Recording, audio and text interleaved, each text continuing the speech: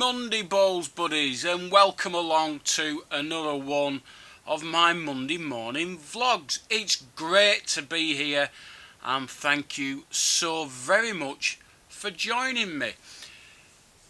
I really enjoy doing Friday's Ask Andy and looking at the comments that's been left on YouTube and a few other messages I've got. It looks like you all enjoyed it too.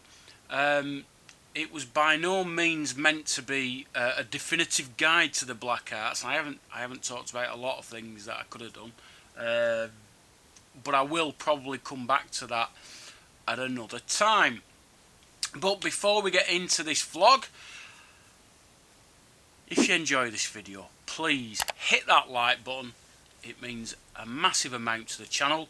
And if you're not already a member of this wonderful community and you're not already a bowls buddy, please hit that subscribe button and click the notification bell for notifications of new content on AC's World of Crown Green Bowls. Fantastic. That's that out of the way. I like to get that out of the way. I've got just over 1,200 subscribers, and that accounts for about 30% of my channel traffic. So just think, if everyone that watched subscribed, I'd have around 4,000 subscribers, which is a great amount. So please tell your friends, share the videos. The more people who watch this, the better, really, because I've got hundreds of videos on here for you to watch. So back to Friday, and there were some really good comments. A lot of people said, well, you haven't mentioned about not standing on the mat, you haven't mentioned about walking up line. To me, that's not Black Arts, that's just breaking the rules.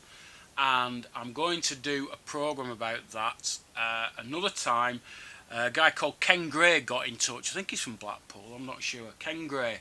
And he asked the question, why do the top players break the rules? And I think there's a very good reason why, and I want to do a separate programme about that, and that'll involve things like not being exactly on the mat and walking up the line and things like that.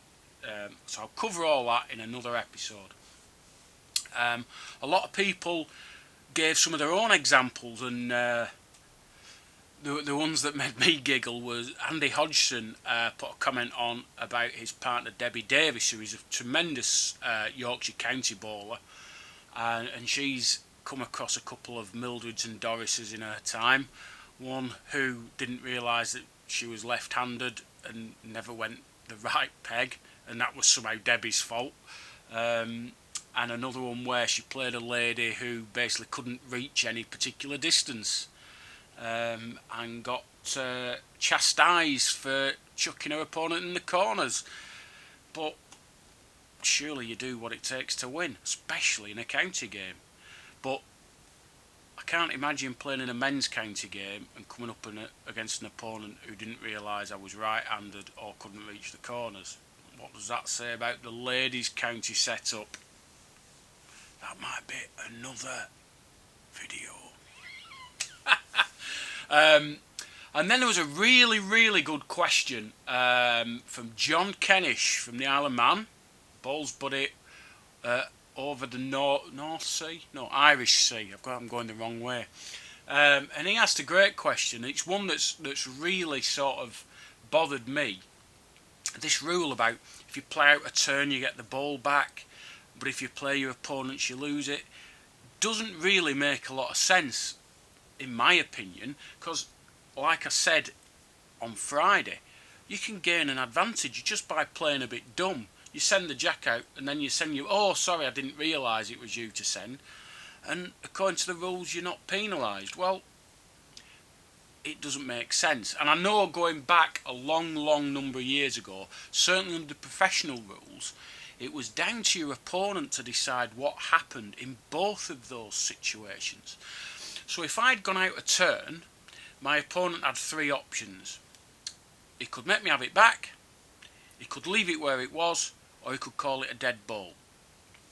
Now, the only downside to that is obviously if he decides it's a dead ball, a little bit of friction there between you. Now, obviously, back in the day when you were professional playing for lots of money, they didn't care about things like that. bit different nowadays. But somehow the rules were amended over the years so that then you just basically got the ball back. Now, the advantage of your opponent choosing is obviously if you play a bad ball, leave it there, fantastic. Opponent's happy. If you play a good ball, oh no, it's dead or you're having it back. Like I say, there's just that element of friction. So to me, that makes a lot of sense. Same if you bowl your opponent's ball. You know, the options were, it's a dead ball, he has it back, or you just replace it with the correct ball. Over the years, those rules have changed, and we've got what we've got now, which are a bit. I can certainly see abuse. Let's put it that way. And I'm not sure why they changed. I'm not sure the thinking behind it. I don't know if there's any referees out there that knows the reasons behind some of these rules. If you want to get in touch, leave a comment down below. And if you've got any instances again of black arts taking place or just blatant cheating, I mean, I've seen that as well, which is just, I'm not talking about Jimmy Darby now, by the way. I mean, just blatant cheating, especially during measuring. And I've already touched on measuring in another video, and I don't really want to go over that again, but there's some dreadful measurers out there, and they don't even try and cover up at what they do, which makes it even worse. So yeah, Friday was good. I'm going to be doing more of that type of thing. I thought 28 minutes might have bored you all, but apparently you really liked it, so I will be doing more of that. Good news on the Heaton Park front, there was just a communication problem. I'd got the wrong day. I thought it was Wednesday and it wasn't, and basically I'm going tonight after tea, 5:30, meet up with Mark Berkhamshaw and hopefully do a bit of filming. I may even do a bit of playing to see what the greens are like. I'm actually looking forward to playing the main green. That just looks immense to me. I think he was saying that there's maybe a couple of clubs wanting to use the greens, which not sure how I feel about that really. Obviously they need to be used, but as somewhere that needs to be a neutral venue, I don't know whether. Anyway, I'll ask him about that, and hopefully I will report back. So this week on the channel, obviously on Wednesday I've got the weigh-in. I could do with losing a few pounds. I don't feel as though I've changed much so far this week. I knew last week because I was weighing myself, but this week I don't feel as though I've lost anything, but we'll see on Wednesday. And Friday again will be another Ask Andy. Hopefully the Heaton Park video, or I might do that as a special, because I am coming to the end of my videos. I've not got many left, maybe enough for another few weeks, putting them out on a Tuesday and Thursday. You'll have noticed that the Champion of Champions that was shown on BT Sports has started going out. The first game, did it go out on Thursday? My memory is dreadful. I'm sure I'm going senile. There was Glyn Cookson, Greg Smith, and then there's another game, John Snedden and Damien Morrison, and then after that I forgot. I think Simon Cowps in one, and I've noticed I've not got the final, which is a disaster. Check my mum's set-top box, she hasn't got it either, so no final I'm afraid, which is a bit of a sickener, but there's not a lot I can do about that. If I don't have it, I can't put it on.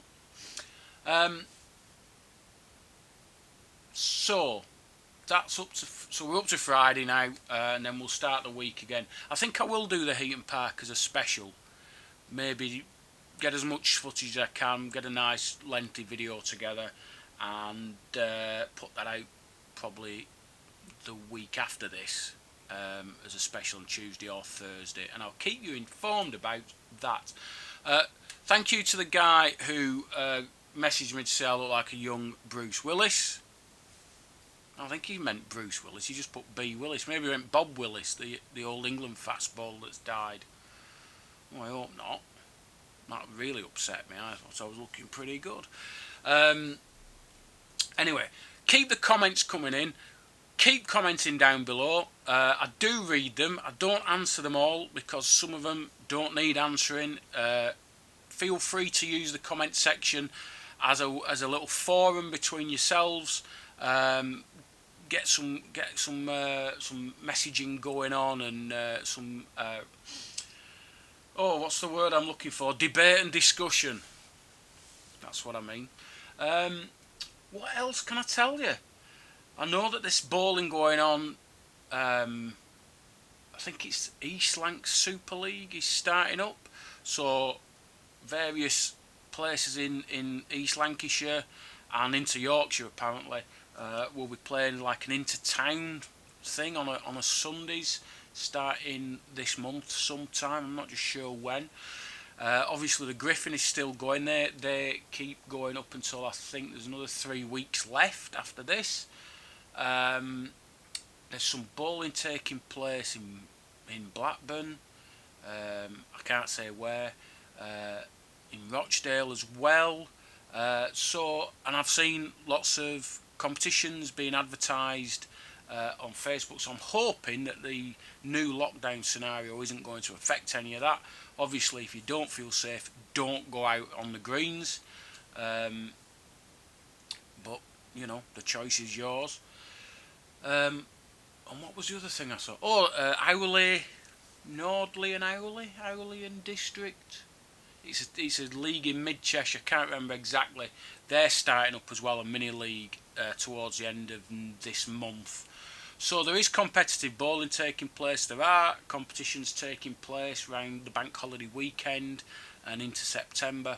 So it looks like we're getting a bit of bowling back, which is great. And once things get on a bit more even keel, hopefully I'll be able to get out and about with my camera, do a bit of videoing, do a bit of interviewing, that sort of thing. So that'll be good.